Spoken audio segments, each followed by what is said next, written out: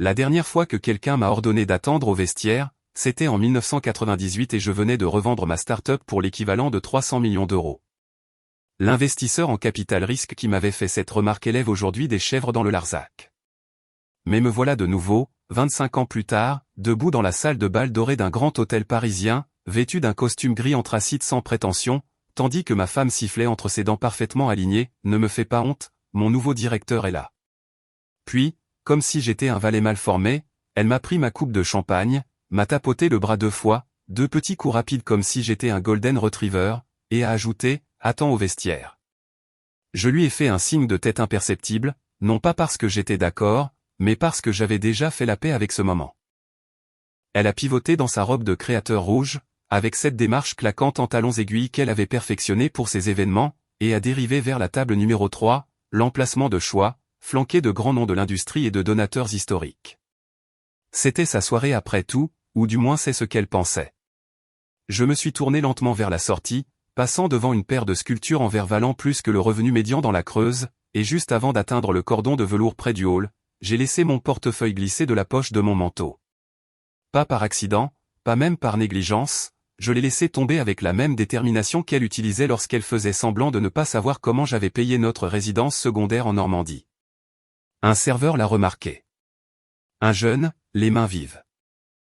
Il l'a ramassé avant même que je n'ai eu la chance de me retourner. Monsieur, votre portefeuille. Il a commencé à me le tendre et j'ai juste souri en faisant un signe doux de la main. Gardez-le.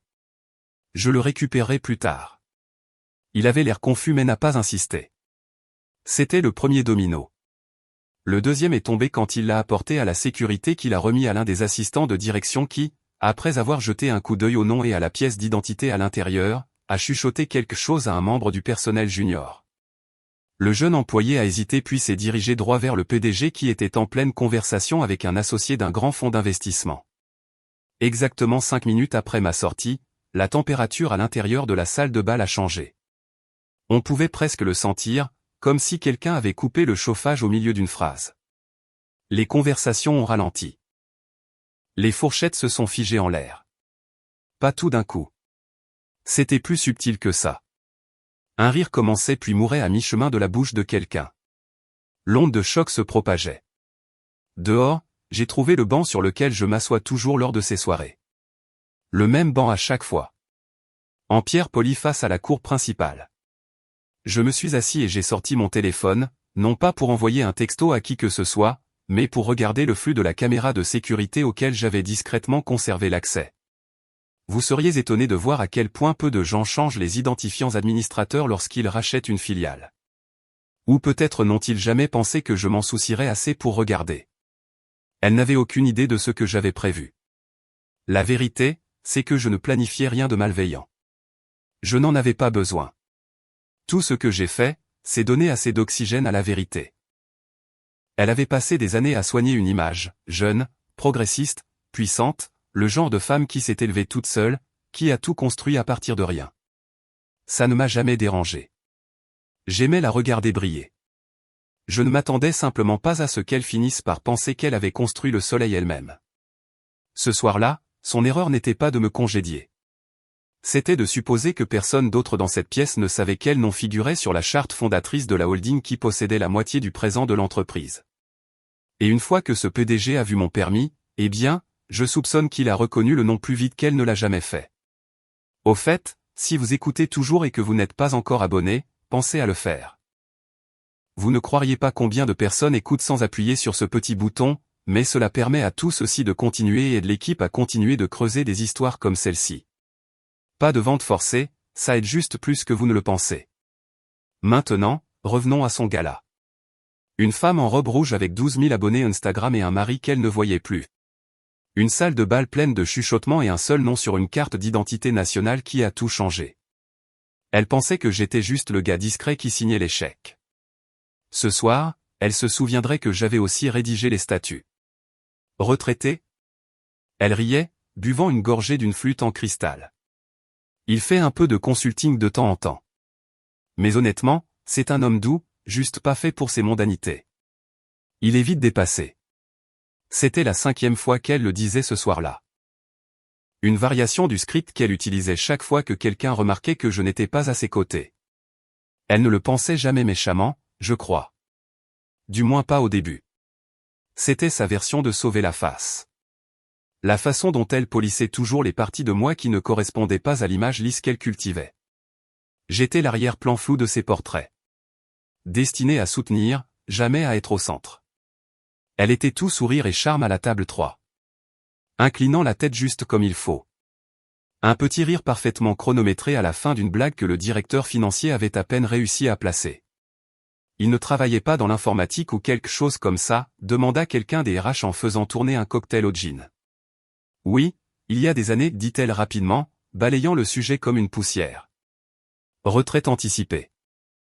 Plus vraiment calé en technologie. Pendant ce temps, à l'autre bout de la pièce, le PDG, Laurent, était au milieu d'une phrase, débitant une vague projection de croissance pour confirmer que nous étions en pourparlers pour une absorption, quand la jeune assistante l'a trouvé. Nerveuse, peut-être 24 ans, elle savait clairement. Elle lui a tapé sur le bras et a chuchoté, « Monsieur, l'homme que votre directrice vient d'escorter dehors a laissé tomber ceci. » Le PDG a à peine jeté un coup d'œil jusqu'à ce qu'elle ajoute, « Je pense. Je pense que vous devriez regarder. » Il a pris le portefeuille en cuir, l'a ouvert à moitié, juste assez pour voir le permis de conduire glisser à l'intérieur. Il l'a fixé comme s'il avait des dents. Puis il a sorti complètement la carte, a lu le nom à haute voix une fois dans un murmure, et a grommelé, « Non, non, ce n'est pas possible. » Il a retourné la carte pour vérifier quelque chose. Peut-être un indice que c'était un faux. Peut-être espérant un deuxième prénom pour prouver que ce n'était pas cet homme-là. Ça n'a pas aidé. Il a blêmi. Le genre de pâleur où vos lèvres perdent leur couleur, où vos yeux ne clignent pas parce que votre cerveau traite l'information trop vite. Il ne s'est pas excusé. N'a même pas fermé le portefeuille. Il a juste commencé à marcher. Il a laissé le client au milieu de sa phrase. Son allure était trop rapide pour le décorum, trop lente pour un sprint. Coincé dans cet entre-deux où seul un homme qui vient de réaliser qu'il a peut-être insulté le patron de son patron peut se mouvoir. Alors qu'il bousculait un couple près du bar à risotto, quelqu'un a remarqué et a chuchoté, « Qu'est-ce qui ne va pas avec Laurent ?» Un autre a dit, « Il a l'air d'avoir vu un fantôme. » Pas tout à fait. Il a vu le fondateur vivant de toute l'opération, quelqu'un qui était censé être retraité, peut-être même mort, et qui venait d'être publiquement congédié par sa propre femme devant 100 témoins. À l'intérieur de la salle de bal, le temps ne s'est pas arrêté, mais il a vacillé. À la table 3, ma femme continuait de parler, inconsciente. Elle se penchait, affichant son sourire primé à la femme d'un député. Nous nous sentons tellement alignés sur les initiatives RCE, disait-elle alors que son PDG marchait vers elle avec un portefeuille à la main et la panique dans sa démarche. Derrière lui, l'assistante suivait, chuchotant dans son micro-oreillette. Un deuxième employé s'est détaché du bureau d'accueil et a commencé à taper sur une tablette.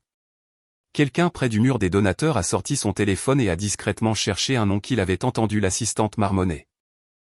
Le gala ne s'était pas encore effondré, mais la secousse avait été ressentie. De retour dans le hall, je regardais tout se dérouler sur l'écran, cadré dans ma paume comme un film privé. Je pouvais voir le PDG ralentir juste avant de l'atteindre. Sa bouche a bougé. Sa tête s'est inclinée de confusion. Elle a tendu la main vers le portefeuille. A lu la carte d'identité. Sa posture s'est raidie. Une épaule a tressailli en arrière, pas de douleur, mais de calcul. Elle commençait à comprendre que je n'étais pas juste un mari discret qui n'aimait pas les grandes foules.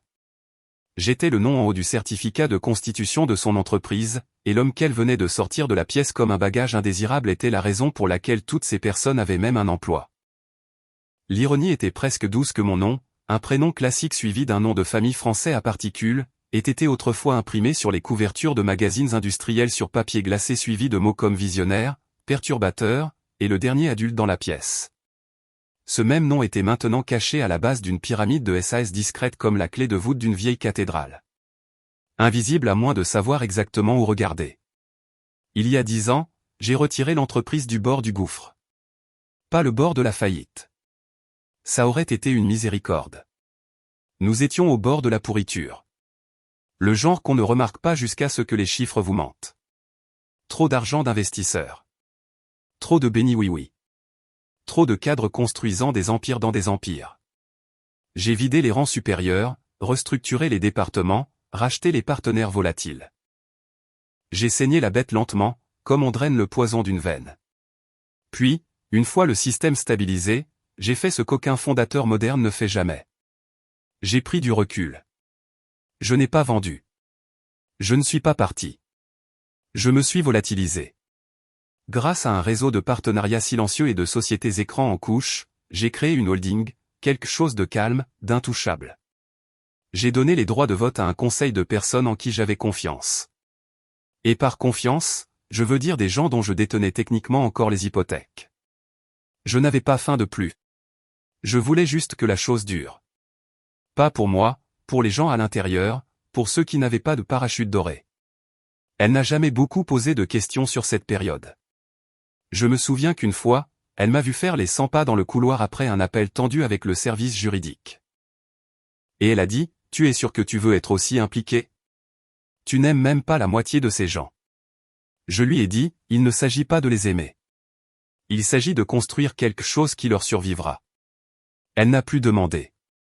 Elle aimait que je ne demande pas d'attention, aimait que je ne détourne pas ses projecteurs. Quand je lui ai finalement dit que je m'éloignerais des affaires quotidiennes, elle a souri, m'a embrassé sur la joue et a dit, « Bien.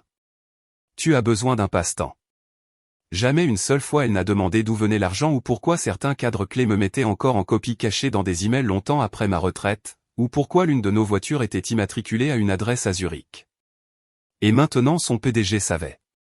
Il savait parce qu'il avait essayé d'embaucher l'un de mes protégés il y a 3 ans et avait été poliment mais fermement bloqué.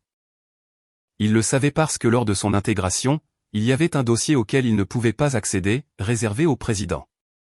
Il le savait parce que le plafond de la dette de l'entreprise avait été discrètement ajusté l'année dernière sans aucun vote visible du conseil. Il le savait parce que le nom sur ce permis de conduire correspondait à celui qui figurait techniquement et légalement tout en haut de l'organigramme caché. Cet homme, celui qu'elle avait guidé vers la sortie comme une nuisance, était le patron de son patron. Je pouvais le voir sur son visage, même sur les images de sécurité granuleuses. Ce moment où vous réalisez que toute votre perception du pouvoir est faussée de plusieurs degrés, que la personne qui vient de vous embarrasser devant des investisseurs potentiels n'a peut-être même pas l'autorité de la licencier elle-même sans déclencher un examen politique. Et pourtant, elle n'avait pas encore compris. Elle était bloquée dans la confusion, les lèvres pincées, tenant le portefeuille comme s'il l'avait trahi. Elle pensait probablement que le PDG réagissait de manière excessive. Croyait probablement encore que j'avais joué un tour ou que peut-être j'étais important autrefois. Peut-être que j'avais des relations. Bien sûr, mais cela ne signifiait plus rien. Pas dans ce monde de nouvelles technologies, de nouvel argent, de nouvelles images. Sauf que l'héritage se fiche de l'image. Il ne tweetait pas. Il ne poste pas. Il reste juste dans les murs comme le câblage, bourdonnant, gardant les lumières allumées. Elle avait passé sa carrière à maîtriser des salles remplies de bruits ambitieux, mais elle n'avait jamais pris la peine de demander comment la lumière restait allumée. Elle riait. Ce genre de rire public prudent qui ne montre que les dents, pas l'âme. Son verre a teinté doucement contre le bord de celui de quelqu'un d'autre, probablement le vice-président de la collecte de fonds ou un influenceur lifestyle se faisant passer pour un consultant stratégique. Sa posture était impeccable, les bras légèrement pliés, les épaules détendues mais fermes, une élégance calibrée. Elle surfait encore sur la vague d'avoir été présentée comme la femme redéfinissant le leadership moderne 20 minutes plus tôt. Laurent a traversé la foule comme s'il venait d'apprendre que le bâtiment avait une fuite de gaz.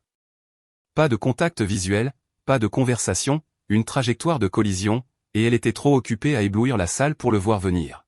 « Je dois vous parler, dit-il, sa voix basse mais assez tranchante pour couper. Elle a cligné des yeux. Maintenant, tout de suite. Il n'a pas attendu son approbation, s'est juste tourné et a marché vers le couloir bordé d'affiches encadrées des précédents galas. Elle a suivi, ses talons claquant derrière lui comme un écho de sa propre confusion.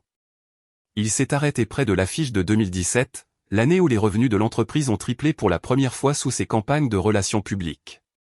Sa main tremblait, pas de façon dramatique, juste un tic, assez pour exposer la tempête sous son blazer.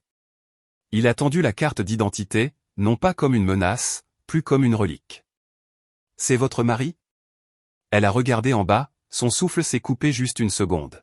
« Oui. » Le PDG l'a regardé comme si elle venait d'avouer avoir brûlé sa maison d'enfance. Savez-vous qui il est? Elle a plissé les yeux. C'est. Il travaillait dans l'informatique, il est à la retraite. Qu'est-ce qui se passe? Il a expiré d'incrédulité. Ce n'est pas juste un gars de l'informatique. Cet homme, votre mari, est au conseil des actionnaires. Elle a incliné la tête, ne comprenant toujours pas complètement. Il n'est pas actif. Je veux dire, il est. Son nom est sur la charte originale. Le PDG a coupé, savez-vous seulement ce que cela signifie? Elle s'est tue. Ses lèvres se sont entr'ouvertes légèrement, mais aucun mot n'est sorti. Il est la raison pour laquelle cette entreprise existe, a-t-il continué. Chaque année, votre budget de gala, vos décisions d'embauche, votre poste lui-même, tout cela existe grâce à la structure qu'il a construite. Ce n'est pas un homme doux qui attend dans le hall. Il possède la holding. Il y eut un long silence. Elle ne clignait plus des yeux. Il ne voulait pas d'attention, dit le PDG, plus doucement maintenant. C'est ce que les autres m'ont dit. Ils ont dit qu'il s'était retiré exprès. Je pensais que c'était un drame de fondateur. Je ne pensais pas qu'il serait là ce soir. Son instinct, j'imagine, était de pivoter, de transformer cela en quelque chose de gérable. C'est comme ça qu'elle avait survécu à chaque scandale mineur et titre maladroit. Elle était douée pour recadrer le chaos en compétences. Mais ce n'était pas une campagne de rumeurs ou une petite phrase mal interprétée. Ce n'était pas un collègue jaloux ou un tweet grossier. C'était la fondation structurelle de tout ce sur quoi elle se tenait, soudainement visible sous ses talons, et qui ne répondait pas à ses ordres. Vous dites qu'il est mon patron? Non, dit doucement Laurent. Je dis qu'il est le mien. Il lui a rendu la carte d'identité et s'est éloigné avant qu'elle ne puisse poser une autre question. Il avait des appels à passer et peut-être des excuses à préparer. Elle est restée seule dans le couloir, fixant cette carte plastifiée comme si elle avait réécrit sa vie. L'image de son mari, costume gris, sourire neutre, sceau de la République dans le coin, juste un homme avec un permis. Et maintenant, soudainement, le point d'appui de sa perte. Pour la première fois ce soir-là, sa posture s'est fissurée juste un peu. Une épaule s'est affaissée. Ses doigts ont serré la carte trop fort. Elle ressemblait à quelqu'un réalisant qu'elle venait d'expulser l'architecte de sa propre maison et de remettre les clés des toilettes invitées à un homme qui ne savait même pas où était le disjoncteur. Elle avait passé des années à construire un château d'apparence. Et maintenant, la fondation bourdonnait, calme, stable, indéniablement vivante. Au moment où elle est retournée dans la salle de bal, elle a pu le sentir. L'air n'était pas différent en température, mais il avait changé de poids. Il n'y avait pas de musique, juste la percussion sourde des couverts et des conversations sans conviction. Mais d'une manière ou d'une autre, tout semblait plus calme, plus serré, comme si les murs se penchaient vers l'intérieur. Elle a souri par réflexe, sa posture retrouvant sa forme de gala alors qu'elle passait devant un serveur offrant du tartare de thon sur des plateaux d'ardoise. Ses doigts ont effleuré une flûte de champagne, mais elle ne l'a pas prise. Pas encore. Elle scannait subtilement, bien sûr. Elle savait toujours comment lire une pièce, ou du moins le pensait-elle. À la table 3, le groupe qu'elle avait charmé plus tôt avait légèrement changé. Pas physiquement, pas ouvertement, mais le contact visuel était faussé. Il ne lui faisait pas face de la même manière. Une femme en robe de soie bleu marine a détourné le regard juste une fraction trop vite. L'un des hommes consultait son téléphone avec plus de concentration que d'intérêt. Son siège était toujours vide, mais il aurait aussi bien pu être incandescent. Personne n'a tendu la main pour le tirer pour elle. Elle s'y est glissée quand même et a collé un sourire. Tellement désolée, petite conversation avec Laurent, dit-elle brillamment. Petit drame de donateur. Tout est réglé. Personne n'a répondu. De quelque part à proximité, ce n'est pas son mari? Une autre voix, oui, celui de tout à l'heure. Puis plus bas, il a été escorté dehors, non? Non. Il est sorti. Je l'ai vu. Il a laissé tomber quelque chose. Quelqu'un l'a rendu au PDG. Elle a bu une gorgée du champagne intact qu'elle avait finalement pris, essayant d'empêcher sa main de trembler. Son téléphone a vibré dans sa pochette. Elle ne voulait pas regarder. Elle a regardé. C'était de Clara, sa responsable de la communication. Court, brutal, pas d'émoji, pas de fioriture. Pourquoi ne nous as-tu pas dit que ton mari était président? Elle l'a relu une fois, deux fois. L'emphase a frappé à la troisième. CE président. Ce n'était pas une question sur un moment gênant. C'était le genre de message que vous recevez quand quelqu'un est déjà à mi-chemin du contrôle de crise. Quand des appels sont passés, quand le juridique est en copie. Son pouce a plané au-dessus de l'écran. Elle n'a pas répondu. Elle a levé les yeux et cette fois elle a remarqué les regards, un du marketing, un autre du service juridique. L'un des nouveaux membres du conseil, assis à quelques tables de là, l'a fixé un instant trop long avant de chuchoter quelque chose à la femme à côté de lui. Et cette femme s'est retournée et a regardé aussi. Le jugement n'était pas bruyant. C'était lent, chirurgical. Personne ne voulait être dramatique. Pas encore. Mais il la recalibrait en temps réel, réévaluant chaque discours, chaque initiative, chaque prix. Elle n'était plus l'architecte en or. Elle était la femme qui présentait son mari comme un inconvénient, qui l'avait guidé hors des projecteurs, sans savoir qu'il avait construit la maudite scène. Y a-t-il un problème, demanda-t-elle, forçant un rire, se penchant vers le vice-président de l'autre côté de la table. Il a cligné des yeux. Pas avec moi, a-t-il dit, et a détourné le regard. Son corps a commencé à bourdonner, pas de panique, pas de peur. C'était trop tôt pour ça. Ce qu'elle ressentait était la faible statique du désancrage, le sentiment désorientant que vous n'êtes pas là où vous pensiez être, et que le sol sous vos talons pourrait ne pas être aussi stable que vous l'avez toujours supposé. Une autre vibration. Le conseil juridique vient d'appeler. Il pose des questions. Pas de salutation, pas de signature. Elle a posé son téléphone face contre table, et c'est là qu'elle a aperçu le téléphone de quelqu'un d'autre. Sur l'écran, mis en pause au milieu du défilement, se trouvait un titre d'un site industriel de niche. Un blog connu pour ses enquêtes approfondies, ses révélations, ses cartes de pouvoir. La photo jointe était floue, clairement issue d'une caméra de sécurité. C'était lui assis sur le banc de pierre dehors, regardant la cour, les mains jointes, calme, contrôlé, et le titre, le fantôme fondateur. Le pouvoir discret derrière l'ascension de Ballon vient de réapparaître au gala. Elle a fixé l'écran. Une seconde a passé, puis une autre. La femme tenant le téléphone a remarqué son regard. Elle ne l'a pas caché. Elle a tourné l'écran pour que le titre complet lui fasse face. Pas pour accuser, juste pour dire « nous savons maintenant ». Et soudain, le cliquetis du verre ne ressemblait plus à une célébration. Il ressemblait à un compte à rebours. La cour était calme, une de ces rares poches de tranquillité que les urbanistes prétendent concevoir exprès. Le vent déplaçait à peine les branches de platane au-dessus de sa tête, de là où il était assis. La lueur de la salle de bal se déversait à travers les hautes fenêtres comme un aquarium d'ambition. Il n'a pas vérifié sa montre, n'a pas fait défiler son téléphone. Il s'est juste assis, les doigts entrelacés, les coudes reposant sur les genoux, regardant les silhouettes à travers la vitre. De temps en temps, quelqu'un jetait un coup d'œil dehors et l'apercevait. Il ne s'attardait jamais. Et puis vint Laurent, le PDG, se déplaçant comme un homme essayant de réparer une fuite dans un barrage dont il venait seulement de réaliser qu'il se fissurait. « Monsieur, commença-t-il, le souffle instable. Je suis tellement désolé. Je ne savais pas. Je n'aurais jamais. » Il s'arrêta. L'homme sur le banc n'a pas tressailli. N'a pas cligné des yeux. « Je sais, dit-il simplement. » Laurent a hésité comme s'il s'attendait à plus. Une explosion, une leçon, une demande de rétractation, mais le silence a rempli l'espace à la place. À l'intérieur, les dégâts fleurissaient. 2 membres du conseil s'étaient discrètement excusés de leur table. L'un s'est penché vers un membre du personnel avec une demande. Un autre a sorti un carnet noir, le genre utilisé uniquement pour les choses qui ne vont pas dans les emails. À la table 2, une petite femme avec un chignon gris acier a chuchoté quelque chose au directeur financier. Le directeur financier s'est levé et est parti par la sortie latérale. Son nom à elle, autrefois un sceau d'or sur chaque email trimestriel, chaque présentation, était maintenant disséqué en chuchotements et regards. Pas pour ce qu'elle avait fait, mais pour ce qu'elle n'avait pas su. Et elle pensait toujours qu'elle pouvait reprendre le contrôle. Elle est remontée sur scène plus tard ce soir-là, tenant le micro sans fil avec cette même prise confiante qu'elle avait perfectionnée au fil des ans.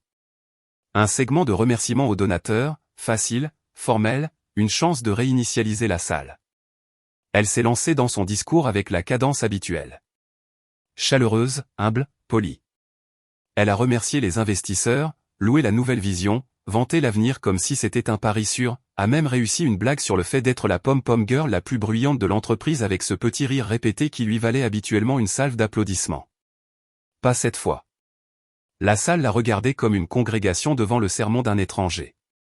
Pas hostile, pas confuse, juste silencieuse. Un ou deux sourires polis. Un raclement de gorge, des verres déplacés, mais personne n'a applaudi. Elle a faibli pendant une demi-respiration, les yeux parcourant les rangées. Elle a souri plus largement, essayant de les forcer à répondre. Toujours rien. Le silence n'était pas gênant. Il était chirurgical, mesuré, professionnel. Le genre de silence que seules les personnes au pouvoir savent manier. Le genre qui dit « Nous ne vous punissons pas. Nous vous évaluons ». De retour dans la cour, Laurent restait debout. Je ne réalisais pas qu'il était encore actif, dit-il, comme pour essayer de justifier quelque chose à lui-même. Il ne l'est pas, répondit l'homme. Pas de la façon dont vous pensez. Alors qui? Je veux dire, comment se fait-il qu'aucun de nous? Il a levé une main, paume vers l'extérieur, pas comme un ordre, mais comme une pause. Vous n'avez pas besoin d'expliquer. Vous avez hérité d'une machine. Vous ne l'avez pas construite. Il est facile d'oublier comment les engrenages ont été fabriqués. Laurent déglutit difficilement. Y a-t-il quelque chose que je devrais faire? L'homme le regarda. Calme, clair. Vous l'avez déjà fait. Et sur ce, Laurent a hoché la tête une fois, s'est presque incliné. Vraiment? Et il est retourné vers le bâtiment comme quelqu'un qui vient de toucher un rail sous tension et a survécu. À l'intérieur, elle descendait de scène, le sourire maintenant crispé en quelque chose de plus fragile. Sa responsable communication ne voulait pas établir de contact visuel. Son assistante faisait semblant d'envoyer un texto, et un membre du conseil qu'elle saluait habituellement avec des bises sur la joue a maintenant hoché la tête de loin et s'est détourné. Elle commençait à comprendre quelque chose que la plupart des gens n'ont jamais à apprendre. Que le vrai pouvoir ne s'annonce pas. Il ne se vante pas. Il n'élève pas la voix. Il décide juste quand vous avez eu assez de cordes. Et ce soir, elle se balançait déjà. La salle sentait le polish au citron et les vieilles décisions. Salle du Conseil B. Celle avec les portraits à l'huile et les murs insonorisés. Le genre de pièce où les carrières se terminent tranquillement. Pas de café de bienvenue. Pas d'assistante attendant avec un ordre du jour imprimé. Juste 12 chaises en cuir et une longue table en acajou qui avait été témoin de plus de changements de pouvoir qu'aucun de ses occupants ne l'admettrait jamais. Elle est restée près de la porte un moment trop long. Le secrétaire exécutif, un homme âgé avec des lunettes à monture métallique et l'expression permanente de quelqu'un qui survit à chaque régime, a fait un signe silencieux vers une chaise à 2 places de la tête. Pas le siège qu'elle prenait habituellement. Elle s'y est dirigée. Assis en face d'elle, Laurent, le PDG, évitait tout contact visuel. Sa posture était rigide, les mains jointes si fermement que ses articulations perdaient leur couleur.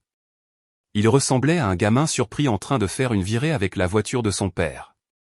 Pas en colère, juste terrifié par la suite. La chaise en bout de table restait vide. La chaise de son mari. Personne ne l'a dit à haute voix, mais l'absence hurlait.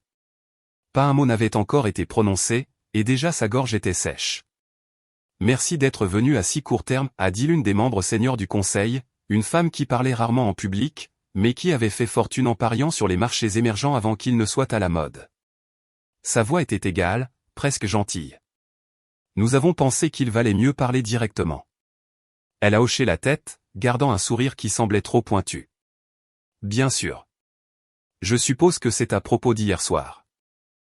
Une certaine confusion certainement, mais tout a été aplani. Personne n'a répondu.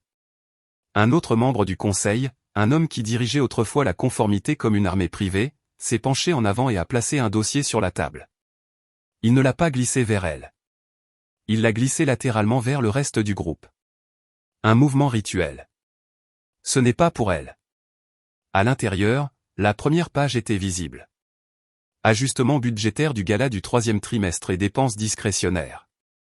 La colonne intitulée « Remboursement fournisseurs non déclarés » avait été surlignée. Nous allons mener un audit complet, dit-il, sa voix comme du gravier. Rétroactif, 5 années fiscales. Elle s'est hérissée. C'est hautement irrégulier. Un autre membre du conseil a finalement parlé. Tout comme diminuer publiquement le fondateur de l'entreprise devant nos investisseurs. Nous essayons juste de comprendre comment cela a pu arriver. Elle a essayé de rire. C'est sorti cassant. Avec tout le respect que je vous dois, je ne savais pas qui il était. Il ne m'a jamais dit. C'est la partie que nous trouvons la plus préoccupante, a dit la femme à l'Empire des marchés émergents. Que vous n'ayez jamais demandé. Je ne pensais pas. Exactement. Quelqu'un d'autre a coupé. Vous n'avez pas pensé. Vous avez supposé. Sa mâchoire s'est serrée. Elle s'est tournée vers Laurent pour obtenir du soutien, mais il fixait son propre dossier, essayant de ne pas respirer trop fort. J'ai construit l'image publique de cette entreprise, dit-elle, la voix se resserrant. J'ai augmenté l'engagement des donateurs de 46% en moins de 3 ans. J'ai doublé nos classements RCE. Nous sommes conscients de vos réalisations, a dit l'homme de la conformité. Mais nous ne vous avons pas choisi pour réinventer la marque. Nous vous avons choisi pour perpétuer un héritage. Il s'est penché. Au lieu de cela, vous l'avez effacé. Son souffle s'est coupé. Pour la première fois, sa voix s'est brisée. Vous ne pouvez pas être sérieux. Un long silence a suivi. Un de ces silences si complets qu'il est impossible de le distinguer d'un jugement. Puis le secrétaire s'est levé et a remis un paquet à chaque membre du conseil. Ce n'était pas épais, mais c'était lourd. En haut, son nom. En dessous, recommandations de gouvernance et examen de performance. Elle n'avait pas besoin de lire le reste. Son mari n'avait pas levé le petit doigt. Il n'avait pas élevé la voix, envoyé de notes de service ou déposé de plainte. Tout ce qu'il avait fait, c'était s'asseoir sur un banc et les laisser voir. Et maintenant, le conseil finissait ce qu'il n'avait jamais commencé. Le titre n'a pas seulement piqué, il a explosé. L'épouse du PDG insulte son mari, congédiant sans le savoir le fondateur de son entreprise. Ce n'était pas dans les Échos ou le Figaro. Non, ce genre de coup n'avait pas besoin d'un en-tête sur papier glacé. Il vivait sur le genre de blog d'affaires que les investisseurs font semblant de ne pas lire mais rafraîchissent religieusement. Le genre de blog où les citations off atterrissent en gras, où le sang numérique attire plus de clics que les rapports de résultats. Ils ont publié l'histoire avec un collage de photos soigneusement recadrées. Des clichés de gala, des bobines de conférences, des pages de magazines. Son sourire était toujours parfait, sa main toujours drapée sur son bras comme un espace réservé. Mais maintenant, ces images n'étaient pas du branding, elles étaient des preuves. Sur une photo, elle rayonnait en rouge à côté de lui. Sur une autre, elle se penchait vers un microphone tandis qu'il se tenait à 2 mètres derrière elle, poliment hors champ. Il y avait une photo particulièrement accablante d'une cérémonie de remise de prix caritatif. Elle riait au milieu d'un discours tandis qu'il se tenait hors scène, applaudissant seul, la seule personne dans le cadre ne la regardant pas directement.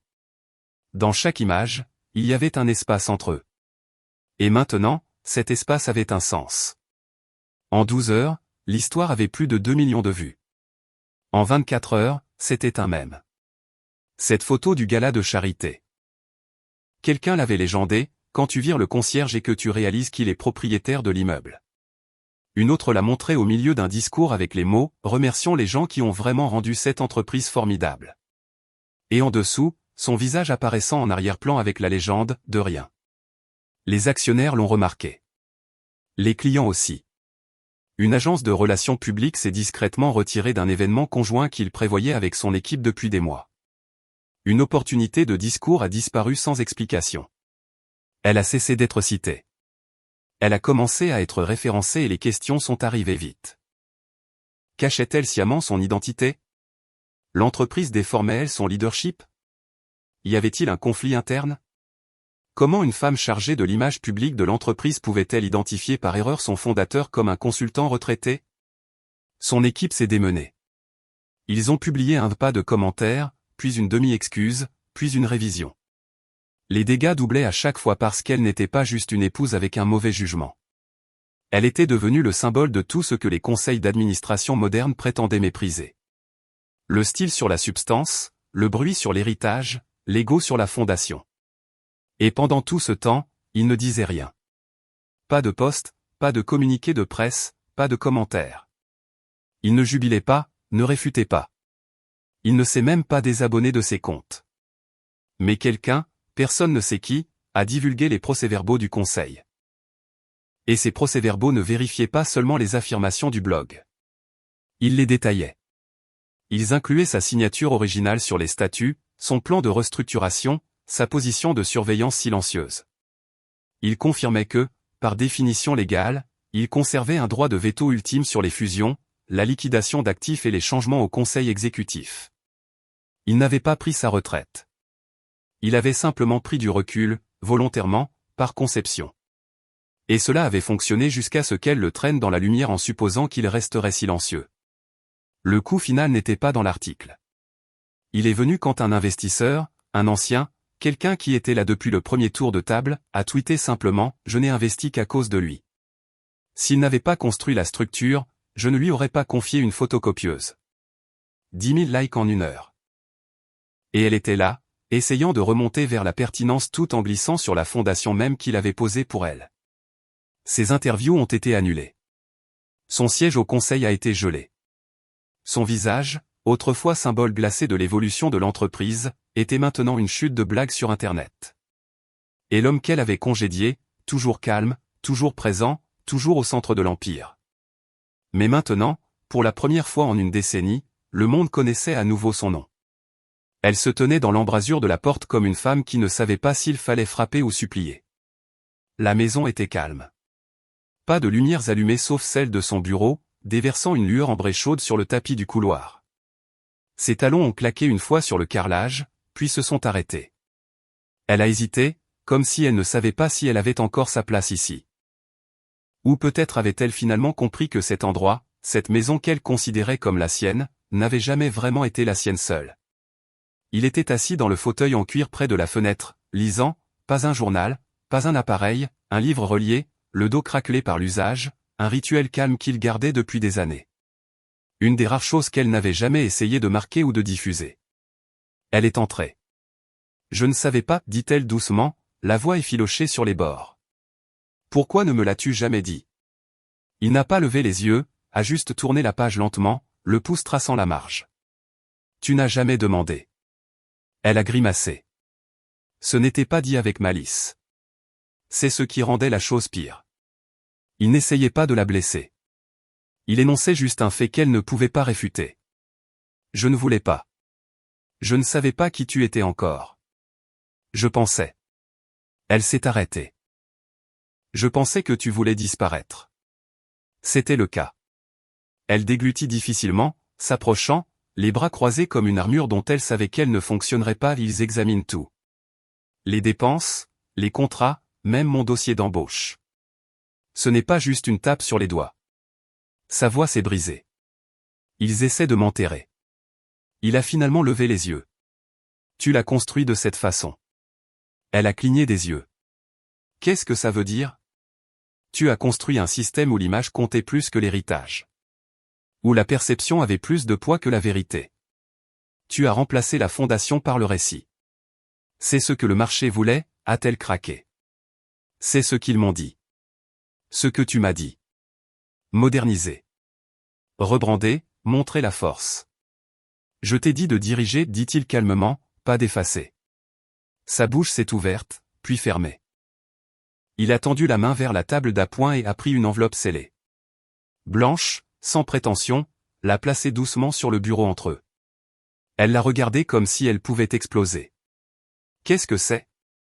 Une recommandation? Elle a tendu la main, des doigts hésitants décollant le rabat. Ses yeux ont scanné les premières lignes. Avec effet immédiat, je recommande la destitution de non masqué de son poste de responsable de la communication stratégique en attendant un examen complet du Conseil. Les motifs incluent un manquement à la responsabilité fiduciaire d'image, le défaut de divulgation de liens matériels et des dommages à la réputation. C'était daté d'il y a 2 jours. Ses lèvres tremblaient. Tu avais déjà prévu ça? Il a hoché la tête une fois. Tu m'as congédié la première. Elle a reculé comme si le document l'avait bousculé. Je ne voulais pas dire. Tu voulais dire tout, a-t-il dit, toujours calme. Chaque correction publique, chaque fois que tu me présentais comme ton gars de la tech à la retraite, chaque gala où tu posais 2 pas devant moi comme si la proximité était un handicap. Les larmes ont monté mais ne sont pas tombées. Je t'ai protégé, a-t-il dit. pendant des années. Même quand tu as arrêté de me protéger. Sa voix est tombée dans un murmure. Alors c'est une vengeance. Non, il s'est levé en marchant vers la fenêtre. C'est l'équilibre. Tu as construit une histoire autour d'un fantôme et prétendu que c'était un royaume. Maintenant tu apprends ce qui se passe quand le fantôme parle. Elle le fixait de l'autre bout de la pièce, le papier toujours dans sa main. Ce n'était que de l'encre sur une page, mais cela aurait aussi bien pu être une lame. Le genre qui coupe tranquillement et laisse des cicatrices qui ne saignent pas. Le nouveau gala était plus petit, intentionnel, intime, sur invitation seulement.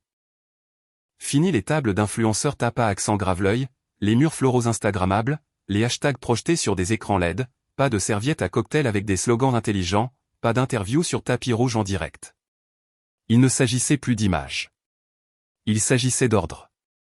La salle de bal avait été reconfigurée, moins de tables, plus d'espace entre elles, moins de discours, plus de substance.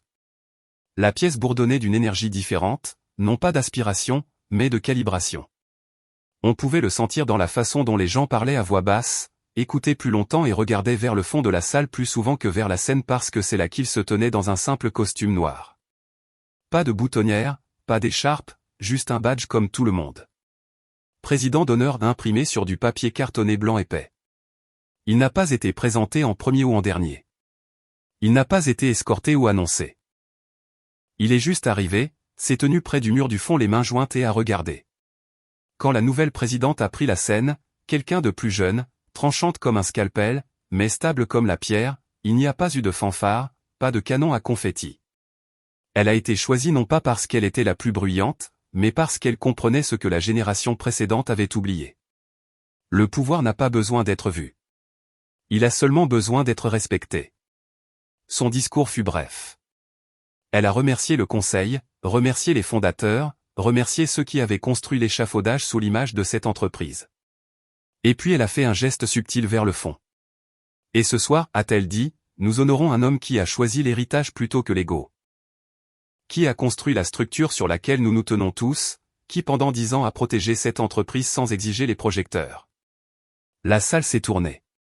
Il a hoché la tête une fois, petit et calme. N'a pas souri, a juste reçu le moment. Les applaudissements n'étaient pas sauvages. Ils étaient stables, ancrés, le genre qui porte du poids, pas du volume. Une caméra, discrète, montée près du plafond, a capturé son image et l'a diffusée sur l'écran juste un instant. Stoïque, calme, un visage que les gens avaient négligé trop longtemps. La légende en dessous disait simplement « Président d'honneur ». Et quelque part, seule dans une pièce avec un écran de téléphone fissuré, elle a regardé tout cela se dérouler. Elle n'avait pas été invitée. Pas par accident, pas par oubli. À chaque changement de conseil, chaque réalignement politique, son nom avait discrètement disparu. La sortie n'était pas publique. Elle n'avait pas besoin de l'être. C'était procédural, clinique, complet. Elle a regardé le nouveau PDG, un homme qu'elle avait autrefois écarté comme trop mou, se tenir derrière le podium et lire la dernière ligne de l'hommage de la soirée. Il n'a pas seulement construit une entreprise, il a construit un code qui perdure parce qu'il ne dépend pas des applaudissements. Puis ils l'ont invité à avancer. Il a marché vers la scène sans fioriture, sans musique. Personne n'a applaudi pendant la marche parce qu'il n'en avait pas besoin. La salle s'est figée. Il s'est mis derrière le podium, a ajusté le micro, et a dit seulement ceci, le pouvoir ne crie jamais. Il n'en a pas besoin. Puis il est descendu. Pas de pause dramatique, pas d'adieu affectueux, pas de regard en arrière. Il a quitté la scène aussi tranquillement qu'il avait quitté l'entreprise elle-même. Sans une porte claquée, sans un pont brûlé, juste parti. Et dans ce silence, sa présence est devenue plus forte que n'importe quel discours de clôture qu'elle n'ait jamais prononcé. Il ne l'a pas exposée. Il ne l'a pas détruite. Il a simplement laissé la vérité faire surface. Et c'était suffisant.